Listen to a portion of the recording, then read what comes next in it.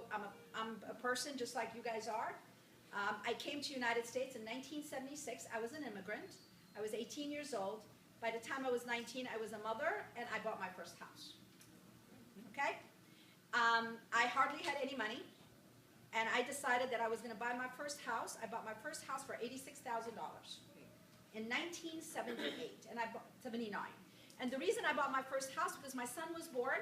He was 6, 7 months old, and I don't know how many of you guys are my age. I'm old.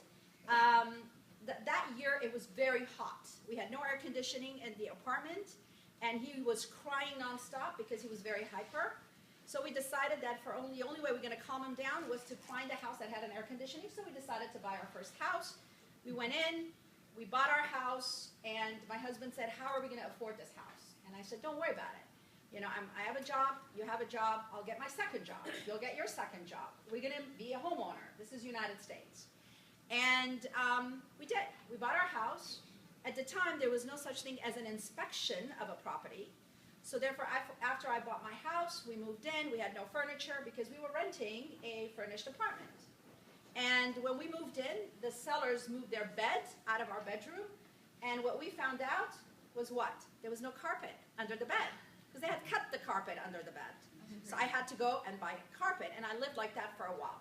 So the reason I'm telling you all this story is because I want you to know that all of us have gone through the thinking, the steps, the pain of being a homeowner. But at the end of the day, it's my property that I bought, my first property that I bought, that made me successful.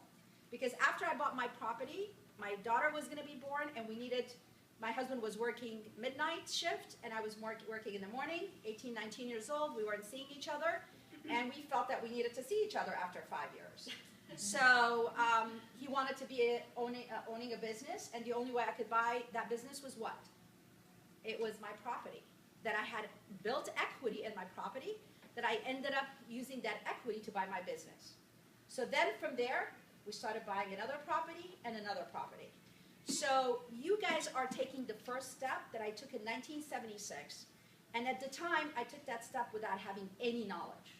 No one actually taught me. I was here as a foreigner. I didn't know what a mortgage was, but I knew I was going to be successful in the United States by owning a property. So today, it's your day. Don't be scared to ask questions. I'm going to walk you through as much information as possible. Back in 1998 doing a regular daily talk show. Before that, I had been in South Florida, another hot real estate market, for I guess 10 or 15 years on the radio, so I was old like you. But what I did want to tell you was when I was approached after retiring from full-time talk radio to do a commercial program with a client that was doing mortgages, it was the depths of the housing market, and it was after so many of the mortgage companies had mistreated, and banks had mistreated people. So you can imagine my skepticism, right?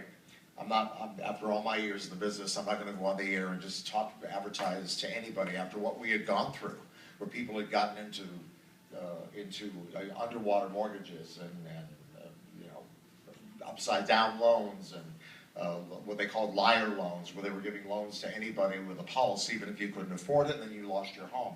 So I was very, very careful, and I said to the person that approached me, who was here, Missy Wilson, I said, I'm going to have to meet these people and get to know this company really well if I'm going to do the show every week. And I remember Nectar and I met at a restaurant that she took me to, which is great Lebanese, Middle Eastern food. I think it was in Glendale, wasn't it? Yeah. And talked to her, met Rafi, met the head of Skyline, actually, the actual parent company, and said, these are like, just as the story told you about Nectar's experience coming to the United States as an immigrant, these are really real people that I would trust with anything.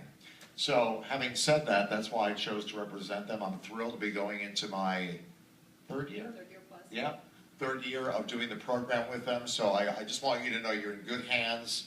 They'll go the extra mile to answer your questions. If you have family and friends that can't be here or didn't hear about this, they'll be very thankful if you recommend the Kalajians and Security Pacific Home Loans. So with that said, thank you, let's learn. what you Right, have to say. thank you.